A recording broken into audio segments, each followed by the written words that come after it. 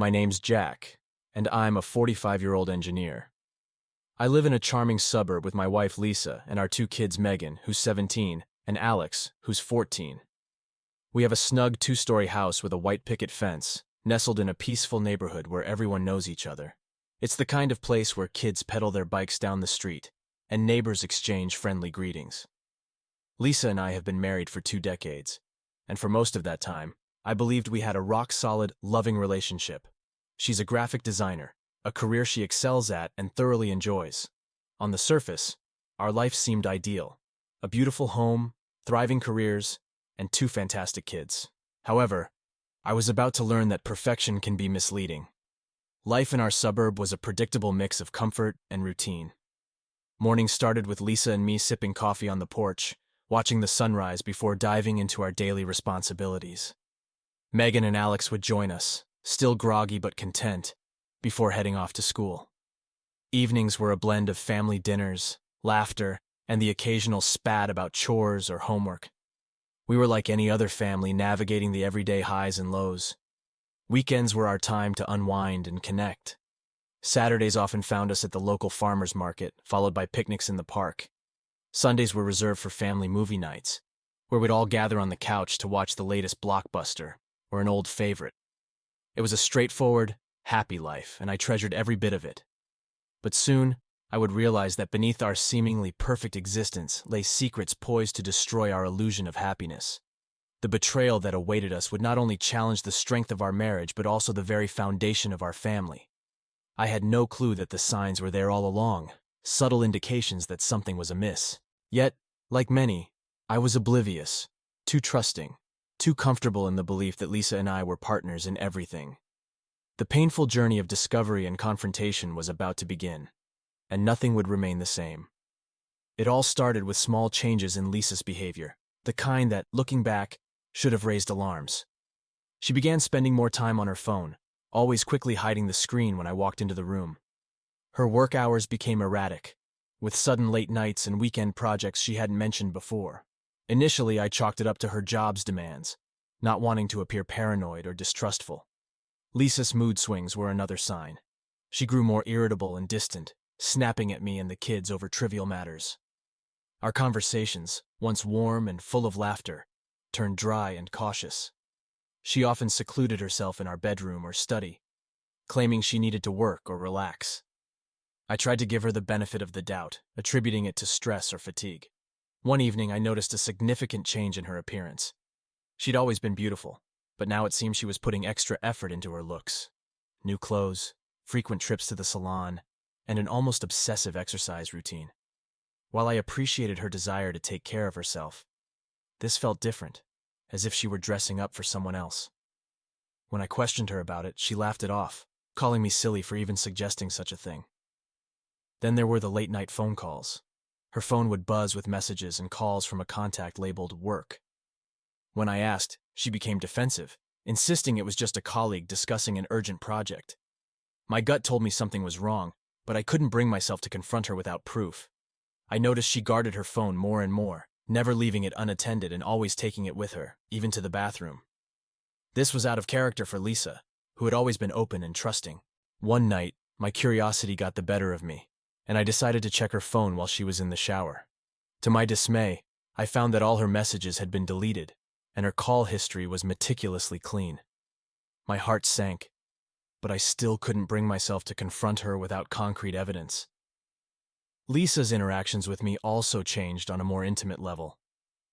Our once passionate and fulfilling sex life had dwindled to almost nothing. When I tried to initiate, she would push me away, citing exhaustion or not feeling well.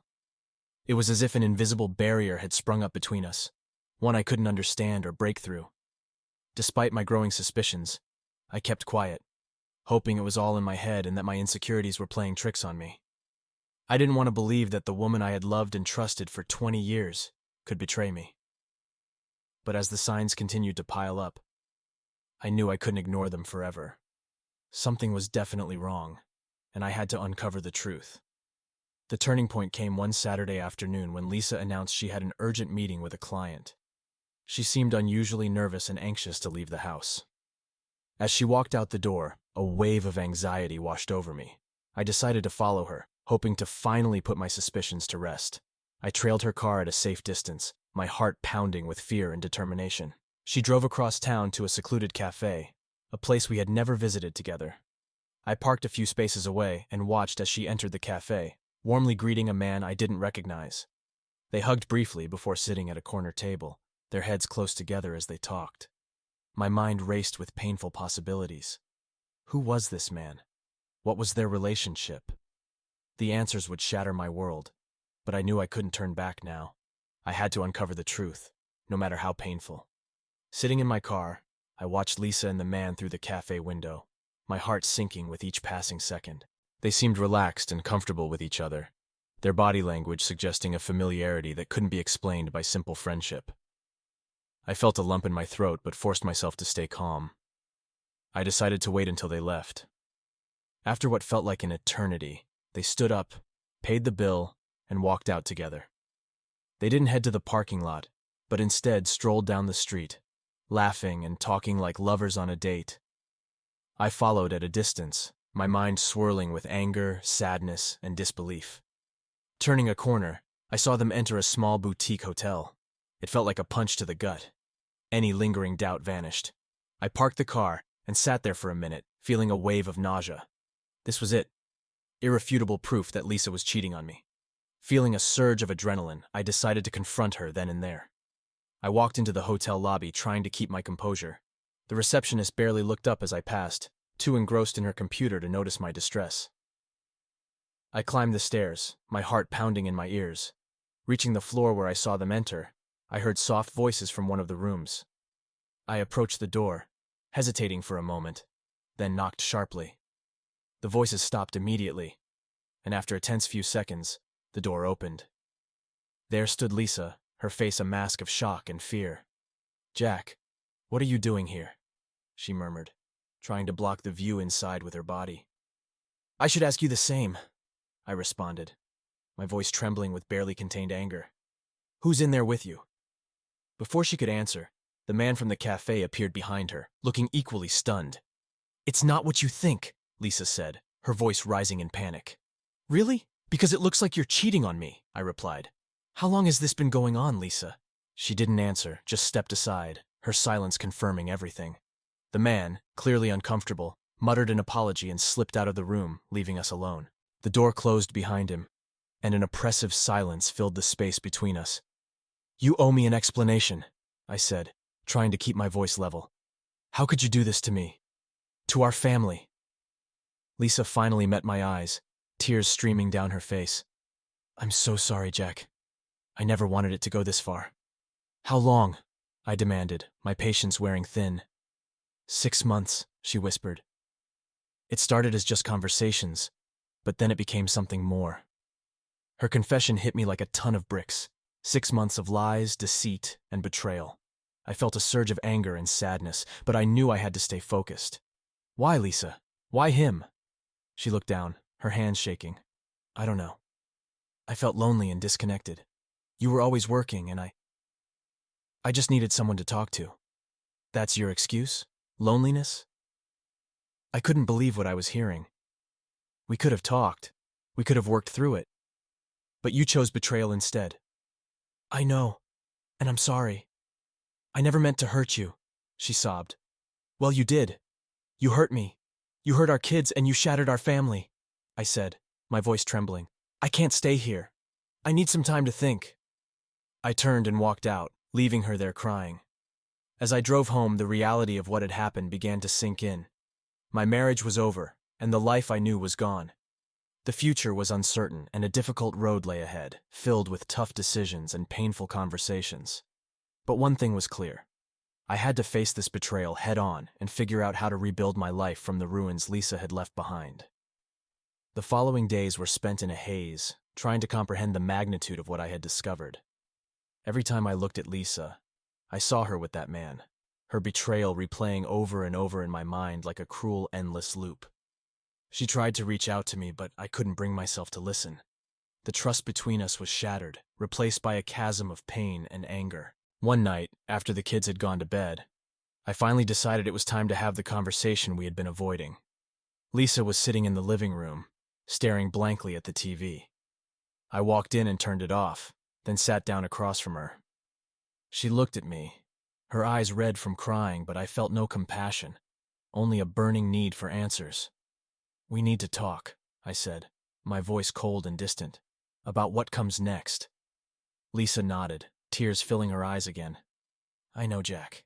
I'm so sorry. I'll do whatever it takes to make this right." "Make this right?" I laughed bitterly. "Do you think you can just apologize and everything will go back to normal? Do you have any idea how much damage you've caused?" "I know I've hurt you," she said, her voice trembling.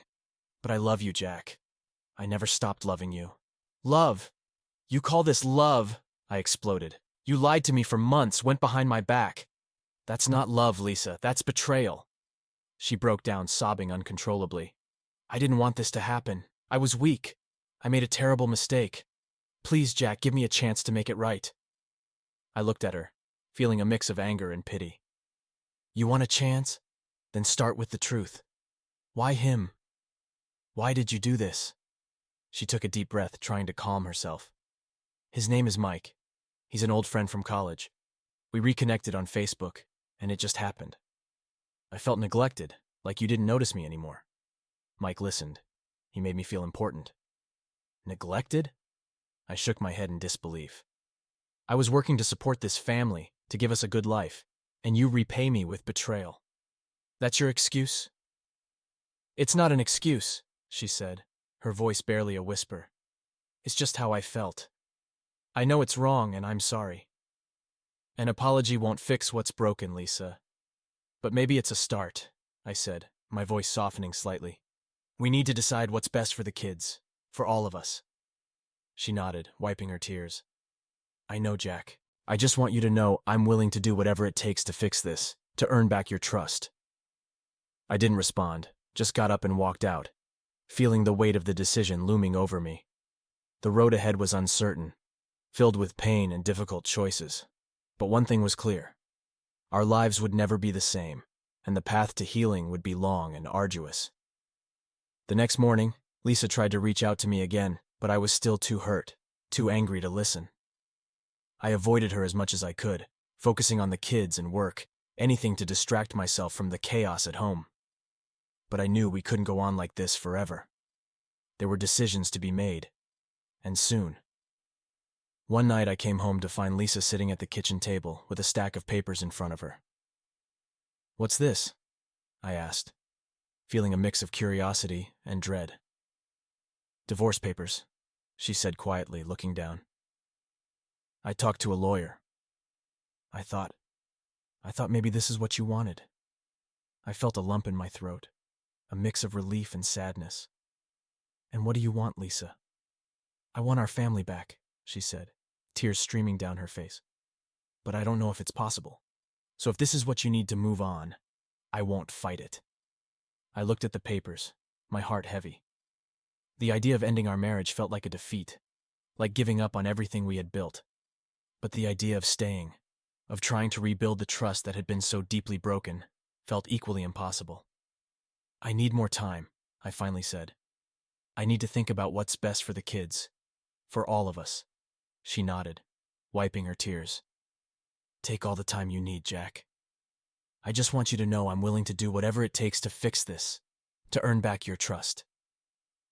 I didn't respond, just turned and walked out, feeling the weight of the decision looming over me. The road ahead was uncertain, filled with pain and difficult choices. But one thing was clear: our lives would never be the same, and the path to healing would be long and arduous. In the days that followed, the emotional chaos continued to churn inside me, refusing to settle. The sense of betrayal was overwhelming, and every time I saw Lisa, it reignited my anger. I needed an outlet, a way to regain control and find some justice for the pain she had caused. I began to formulate a plan. Lisa's betrayal couldn't go unpunished. If she thought she could tear apart our family and walk away with just an apology, she was sorely mistaken. My first step was to gather more information about Mike, the man she had cheated with. I needed to understand the extent of their relationship and how deeply it had affected my life. Using the skills I had acquired over years of work as an engineer, I delved into Mike's online presence. I found his social media profiles, his professional history, and even some personal details he had carelessly left unprotected. The more I discovered, the angrier I became.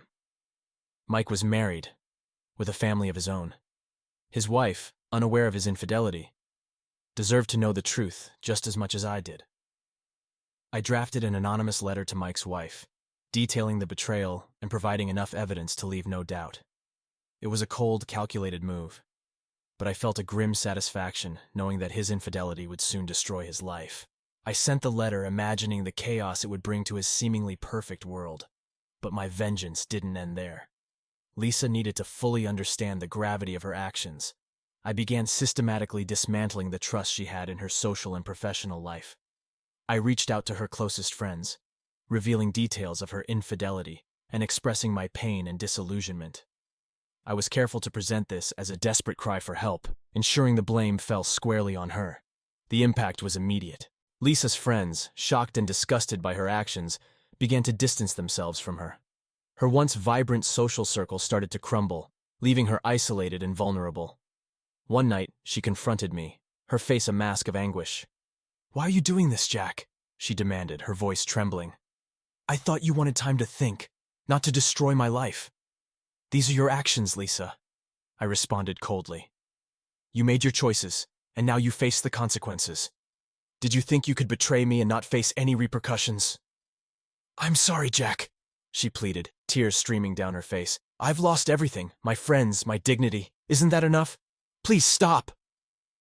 "Enough," I scoffed. "You haven't even begun to understand the damage you've caused, but maybe this will help." My next step was aimed at her professional reputation. Using the information I had gathered, I crafted a series of anonymous emails to her colleagues and clients, insinuating her lack of professionalism and questionable ethics. I made sure to include subtle references to her infidelity, sowing doubts about her reliability and integrity. It didn't take long for the whispers to start, and the trust she had built in her career began to erode. Lisa was devastated. One night, she came home looking pale and gaunt. "I lost my biggest client today," she said quietly. "They said they couldn't work with someone with such a scandalous personal life. Jack, please, you're destroying me." I looked at her, feeling a strange mix of satisfaction and sadness. "You destroyed us, Lisa. These are just the consequences." Despite the growing tension, I maintained a facade of normalcy for Megan and Alex's sake. They had already sensed the tense atmosphere at home, and I didn't want to unsettle them further. But inside, I seethed, determined to see my revenge through to the end. The final blow came when I decided to publicly expose her infidelity. I gathered the evidence I had, text messages, photos, and screenshots of conversations, and anonymously posted them on social media. The post quickly went viral in our community, and the backlash was swift and severe. Lisa became a pariah, shunned and ridiculed by everyone who had once respected her. One night, after the kids were asleep, Lisa confronted me again, her spirit completely broken. "You've destroyed my life, Jack," she said, her voice hollow.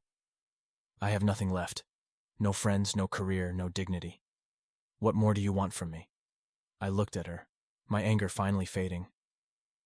"I wanted you to understand the pain you've caused. I wanted you to feel the betrayal and humiliation I felt. And now that you have, maybe we can move forward." "I'm so sorry," she whispered, collapsing into a chair. "I never wanted this. I never wanted to hurt you." "An apology won't fix what's broken, Lisa. But maybe it's a start," I said, my voice softening. "We need to decide what's best for our family, for Megan and Alex. They don't deserve this." She reached out, trying to touch my hand, but I pulled away. "I don't know if I can ever forgive you, Lisa, but we need to try to move forward for the kids' sake." She nodded, wiping her tears. "I'll do whatever it takes to make this right. I want our family back, no matter what it costs." The next morning, we called Megan and Alex into the living room. They looked at us with worried eyes, sensing something was wrong. Lisa and I sat them down and explained the situation as gently as possible. We told them that we loved them more than anything, and that we were both committed to being there for them, no matter what happened between us. Their tears and questions broke our hearts, but we hugged them, assuring them that we would get through this together. Lisa moved out a week later, finding a small apartment nearby. The kids split their time between our two homes, adjusting to the new reality of their lives. It was a difficult transition, but we did our best, putting their needs above our own pain. In the quiet moments after she left, I reflected on our last conversation. It was painful, but it was also a necessary step toward healing. We had faced the truth, acknowledged the damage, and made the difficult decision to move forward separately. It wasn't the ending I had imagined for our story, but it was a new beginning that promised a different kind of happiness for all of us. The weeks following our separation were filled with a tense peace. Lisa and I maintained a fragile truce, focusing on co-parenting Megan and Alex while navigating the rocky terrain of our new lives. The kids adapted as best they could, their resilience becoming a source of strength for me during the hardest times. Despite the challenges, there were moments of hope and renewal. I reconnected with old friends, found solace in new hobbies, and slowly began to envision a future beyond the shadows of betrayal. It was a long road, but with each step, I felt a little lighter, a little stronger. The separation marked the end of one chapter, but it also signaled the beginning of another, one filled with uncertainty, yes, but also with the promise of growth, healing, and the possibility of finding happiness again. In the months after the separation, I gradually adjusted to my new reality. The scars of betrayal were still there, but time, as always, began to heal the wounds. Megan and Alex remained my top priority, and every decision I made was for their well-being. Co-parenting with Lisa, though difficult, became more manageable as we found our new roles. I moved into a cozy house not far from our old home, close enough for the kids to feel comfortable moving between the two places. It was a fresh start, and I took the opportunity to make this space my own.